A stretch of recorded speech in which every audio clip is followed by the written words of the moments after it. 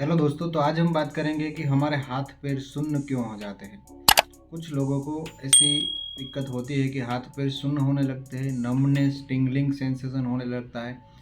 ऐसा लगता है कि हाथों में पैरों में चींटियाँ चल रही है या तो फिर चींटियाँ काट रही है, ऐसा फीलिंग आता है।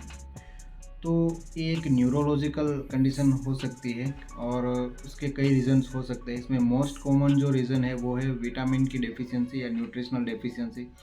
अगर किसी व्यक्ति को विटामिन B1, विटामिन B6 या तो फिर विटामिन B12 की कमी है तो ये हो सकता है, हाथ पैर सुन्न हो सकते हैं। या तो फिर अगर खून की कमी है, शरीर में एनीमिया है, तो भी हाथ पैर सुन्न हो सकते हैं। दूसरा एक इसका रीज़न ये है कि डायबिटीज़ के जो मरीज़ होते हैं बहुत लंबे समय तक, जिनको डायबिटीज़ है पहले से, उनको बाद में पेरिफेरल न्यूरोपैथी होती है, यानी कि हमारी जो नर्व्स होती है वो डैमेज होने लगती है और उस वजह से हाथ पैर सुन्न होने लगते हैं, टिंगलिंग या नमनेस जैसा रह सकता है।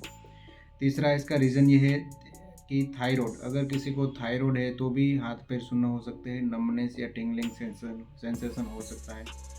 और इसका एक और रीज़न है कि अगर स्पाइन से रिलेटेड कोई प्रॉब्लम से, हमारे जो स्पाइनल कॉर्ड होती है उसमें कोई दिक्कत है, कोई नर्व कंप्रेस हो रही है या तो फिर कोई डिस्क स्लिप हो गई है, हर्निएशन हो गया है, तो उस दौरान भी हमें न्यूरोलॉजिकल कंडीशन हो सकती है और नर्व्स डैमेज हो सकते हैं या फिर ये नमनेस या टिंगलिंग सेंसेशन हो सकता है।